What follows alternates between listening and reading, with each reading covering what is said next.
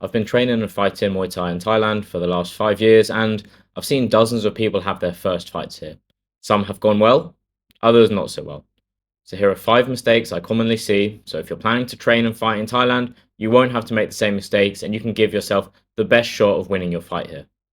The first mistake is never having experienced real hard training before. Training in Thailand is insanely hard. The sessions are longer, it's probably hotter than your home country, you're training more often, and you have better training partners and coaches, which means the intensity and the skill level which you're training at is probably higher than back home. And that's just training for fun. It's an extra level of training on top of this if you're training for a fight. Back in my gym in England, I was known as the hardest worker in the gym. I thought I trained harder than anyone in the world. Looking back now is probably a little bit delusional because the level and the intensity of training in Thailand is just a whole nother level on top of the training you'll be doing back home. Sure, you might be working at redlining at 100%, but your class is only 90 minutes. What about when the class extends to 2.5, 3 hours, and you're still going? And look, this is from my experience only. My main training has been at the Bear Fight Club in Thailand, although I have trained in Ubon Ratchathani at Lam Namun Muay Thai, at Namsak Noi in Koh Phangan, which is closed down unfortunately now, and at Sitmon Chai Gym in Kanchanaburi.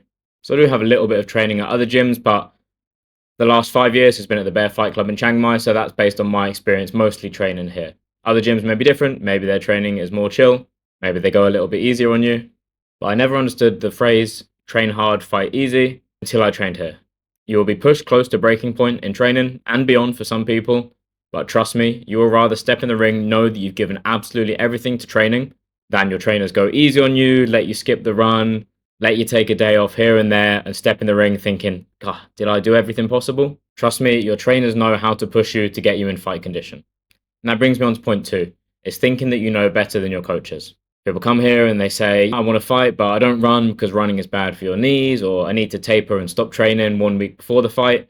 What works home doesn't always work here in Thailand. The training is different, the fight system is different. You peak quickly and you rest short just 1 or 2 days before the fight most often. It's not like back home where you've got like an 8 to 10 week fight camp and then you can taper 1 week before the fight. Here, you might be training hard for just 2 weeks before the fight, but that will be much harder, more intense than an 8 week fight camp back home. Your coach has probably more than 200 fights and has most likely trained hundreds of fighters themselves, so they probably won't take too kindly to you with maybe one amateur fight telling them that you know better than them. And look, yes, it might not be what you're used to, and it might not be the most scientific approach, but respect for your teachers is very important in Thai culture. So even if you don't fully agree with them, you should still listen to them and trust them. If you're training at a good gym, they will have your best interests at heart, and they'll use their own fight experience as well as the experience of training hundreds of other fighters to make sure you're ready for your own fight. Mistake number 3 is thinking that your punches will win you the fight. When I first came to Thailand, I had quite a few kickboxing fights and a couple of Muay Thai fights, but punches were definitely my strength. And look, I understand you're sparring and you're tagging people with good punches, you're feeling great about your hands, you've got better hands than anyone else in the gym, but it doesn't necessarily carry over into a real Muay Thai fight. Kicks, knees, and elbows are much more impactful in a fight, not only just in the sense of scoring, in which they do score more points, but also you can't just walk through kicks like you can in sparring. And look, I'm not saying that you will never win a fight with punches. The punches may very well win the fight for you, but I've seen plenty of examples where foreigners are just chasing their Thai opponents around the ring, swinging and missing, and getting their arms kicked off or their face sliced open. That's been me, myself, in 2 prior fights, so learn from my mistakes and develop your legs, your kicks, your knees, your elbows to complement your hands. Mistake number 4 is following on from the last one, and it's not blocking kicks or just taking them on your arms or trying to catch every kick.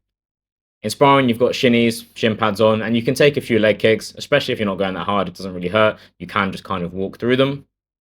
And I see people all the time walking through leg kicks in sparring, not respecting them, not realizing that in a fight, 2 or 3 of those, and it's going to start hurting. Same with kicks on the arms. You can just let the kick land and fire back with punches in sparring if you're not going that hard. Or you can even catch pretty much every body kick thrown at you. And in sparring, you can get away with it, mostly because of shin pads. It's easy to hold onto and catch the kick. But in a fight, you don't have shin pads, you're covered in Thai oil and Vaseline, so anytime you try to catch kick, it's easily going to slip out. And also, while your sparring partners might not throw full power head kicks in sparring, if you do go to catch a kick in a fight, a smart opponent is going to switch up the target, they'll kick your neck, and that could be the end of the night for you. So instead, I recommend practice checking kicks with your shin. Either that or leaning back or stepping back should be your number 1 defensive strategy against kicks. Catching and countering can be plan B, and then just taking it and firing it back should be plan C. And mistake number 5 is trying to do a big weight cut. If you think that training 4 to 6 hours a day in the Thai heat is hard, try doing this while trying to lose weight for a fight.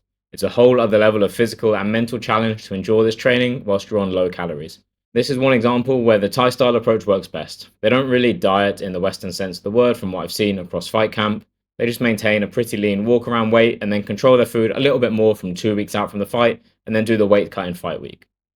The traditional Thai style method of just running in a sweatsuit and not really eating or drinking for the last few days before the weigh-in does have a lot of room for improvement, and I wouldn't recommend that. But the lack of emphasis on fat loss dieting across fight camp when training full time is something I am a fan of. So this means don't pick a weight class where you'll have to lose a ton of weight. Set a maximum of 1% weight loss per week as your upper limit in camp, ideally less than that. And if you can just walk around 5 to 10% above your weight class and just do the final weight cut in fight week, then even better. Hopefully you can learn from my own mistakes and the mistakes I've seen other fighters make out here. If you want to take the stress out of your dieting and making weight so you can focus your energy on training and fighting, there will be links below to work with me one-to-one and get your personalized nutrition plans. If you enjoyed this video, then watch this video next to find out the most important lessons I learned from fighting Muay Thai in Thailand for the last 5 years.